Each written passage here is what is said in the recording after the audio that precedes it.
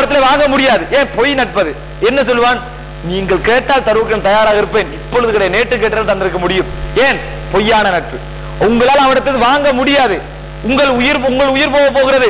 ஒரு அவருடைய வீட்டை வித்து உங்களுக்கு உதவி செய்ய முடியும் என்றிருந்தால் அவனால் செய்ய முடியாது. ஏன்? பொய் நட்பு. பொய்யாக வைத்திருந்தால் தியாகம் என்று வருகின்ற இடத்திலே விழுந்து விடுவான். முடியாது அவனால். பொய்யான நட்பை நல்ல முறையில் பிரதிபலிக்க முடியாது. அல்லாஹ்வை ஈமான் கொண்டேன் என்று சொல்லுகின்றவன் உண்மையாக சொல்லி இருந்தால் அவனால் எங்கே செய்ய முடியும் தெரியுமா? எல்லா இடத்திலும் செய்ய முடியும். அல்லாஹ்வை உண்மை ஈமான் கொண்டு பேரளவில் வைத்திருந்தவனுக்கு எப்படி இருக்கும்? தியாகம் இல்லாத விஷயங்களிலே, பிரச்சனை வராத விஷயங்கள், வீட்டுக்குள் போகின்ற அஸ்ஸலாமு அலைக்கும், வெளியே வருகின்றது பிஸ்மில்லாஹ் தவக்கத்துல் அல்லாஹ், மற்றவன் பேசுகின்ற ஒரு அஸ்ஸலாமு அலைக்கும், காலையில திக்ர் செய்வது, குர்ஆன் ஓதுவது, துஹர் தொழுவது, அஸ்ர், இது லேசா இருக்கும். ஏன் லேசா இருக்கும்? தியாகங்கள் செய்ய வேண்டிய அவசியம் கிடையாது. அதே நேரத்திலே இந்த நேரத்திலே இஷாவுக்கு எழும்போது சுபஹுக்கு வருவதெல்லாம் கொஞ்சம் தியாகம், இது கஷ்டமாக இருக்கேன். பொய்யான ஈமான். தியாகங்கள் வராது. உண்மையான ஈமான் இருக்கின்ற பொழுது எல்லா இடத்திலும் செயல்படுவான். உண்மையாக நம்பி இருந்தால் எப்படி உண்மையான நண்பன் உங்களுக்கு இருப்பானோ அது போன்றவன் செயல்படுவான். பொய்யான ஒரு ஈமான் இருந்தால் தியாகம் வருகின்ற உலகத்திலே இழக்கின்ற இடங்களில் அவனால் செய்ய முடியாது. இழக்காத பிரச்சனை இல்லாத இடங்களில் அவன் மார்க்கத்திலே இருப்பான். அதனால் தான் ஜிஹாதிலே ஷஹீதாகின்றவன் நேரடியாக சொர்க்கம் போன நபிகள் சொன்னார்கள். ஏன் சொன்னார்? நபிகள் ஏன் அப்படி சொன்னார்கள்? அவனால் அது தியாகம் செய்கிறான். உயிரை தியாகம் செய்த பின்னால் உலகத்திலே வாழ முடியாது. அதை செய்யத்தான் தயாராக என்றால் உண்மையான ஈமான் உள்ளவன் தான் செய்வான். உண்மையான ஈமான் உள்ளவனால் தான் தியாகம் செய்ய முடியும்.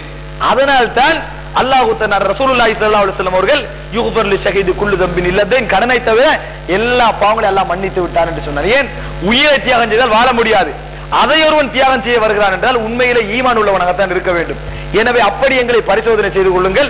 எத்தனை விஷயத்திலே தூக்கத்தை இழந்து, பசியுடன், தாகத்துடன், சொத்துக்களை இழந்து, இடங்களை இழந்து நாங்கள் செயல்பட தயாராக இருக்கிறோம். குடும்பங்களை இழந்து செயல்பட தயாராக இருக்கிறோம். எத்தனை இடங்களில் நாங்கள் பிரச்சனை இல்லாத வேலைகளை, அமல்களிலே பிரச்சனை வராமல் தொழுது கொண்டு நோன்பு பிடித்துக் கொண்டு இந்த மாதிரி இருக்கின்ற விஷயங்கள் எப்படி இருந்து கொண்டிருக்கிறோம்? இப்படி பார்க்க வேண்டும் சகோதரர்களே. எனவே நபியவர்களை பின்பற்றுகிறோம் என்று சொன்ன பின்னால் நபியவர்களை முழுமையாக நாங்கள் பின்பற்றுகிறோமா? நபியவர்களை மாத்திரம்தான் பின்பற்ற வேண்டும் என்று சொன்ன பின்னால் எங்கள் வாழ்க்கையிலே முழுமையாக, எங்கள் குடும்பத்திலே, தனிப்பட்ட வாழ்க்கையிலே இஸ்லாம் இருக்கிறதா? தனிப்பட்ட வாழ்க்கையிலும், குடும்ப வாழ்க்கையிலும், சமூக வாழ்க்கையிலும், வியாபார வாழ்க்கையிலும், எல்லா வாழ்க்கையிலும் எங்களிடத்துல இஸ்லாம் இருக்கிறதா என்று யோசித்து பார்க்க வேண்டும். அல்லாஹ்வும் ரசூலும் சொன்னால் நஷ்டம் வரக்கூடிய துறையாக இருந்தாலும், நஷ்டம் வராத துறையாக இருந்தாலும் செய்கிறோமா? நஷ்டம் வரக்கூடிய துறையாக இருந்தாலும் செய்ய வேண்டும், நஷ்டம் வராத துறையாக இருந்தாலும் செய்ய வேண்டும். ஆனால் பெரும்பாலான முறையில் எப்படி ஆகி இருக்கிறது?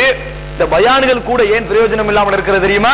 சில இடங்களிலே தர்மங்களை பற்றி பயான் பண்ணுவோம், தர்மம் செய்ய வேண்டும், தர்மத்துடைய முக்கியத்துவம் தெரியுமா என்றால் ஷைத்தான் அத்தனை பேரையும் ஒரே நேரத்தில் ஏமாற்றி விடுகிறார்.